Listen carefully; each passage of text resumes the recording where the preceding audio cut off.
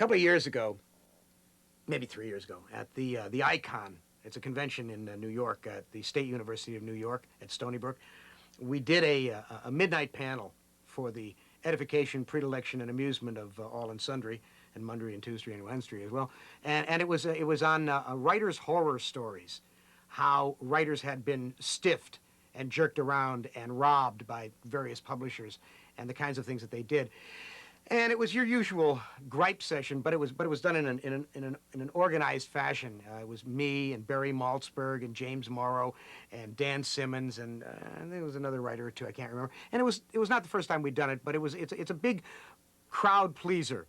And we did an hour and a half, and it was absolutely spectacular. I mean, Dan Simmons talked about how he had gotten virtually nothing from the writing of the two Hyperion books because of the cross-accounting that Bantam had done. And of course, you can't talk about it on camera because it would get Dan in trouble. But all of us talked about this, and it was a sensational panel. When we got all done, I said, did anybody tape that?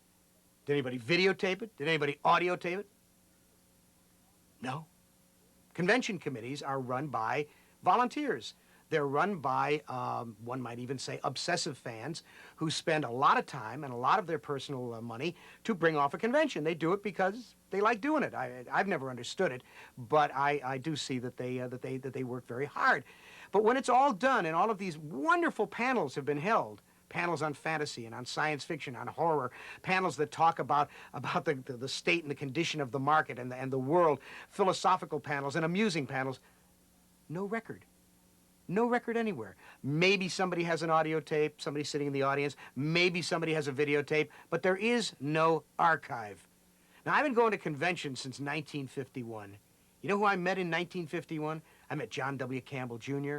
I met Edward E. Smith, Ph.D., Skylark Smith, old Doc Smith. I met Hugo Gernsback, and I heard them talk. I heard the most amazing things. Living history. That's what it was. And now, 30, 40 years later, whatever, I look back and I say, I wish I had an archive of those recordings. I wish somebody had done all those things. Well, I'm talking directly to those of you who put on conventions, those of you out there who are obsessed by doing it.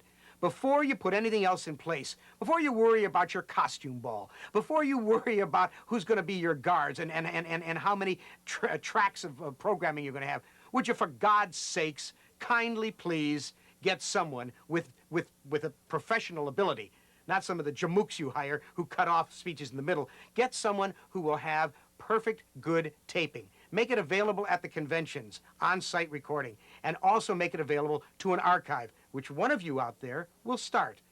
A spoken word archive of convention, panels, and speeches.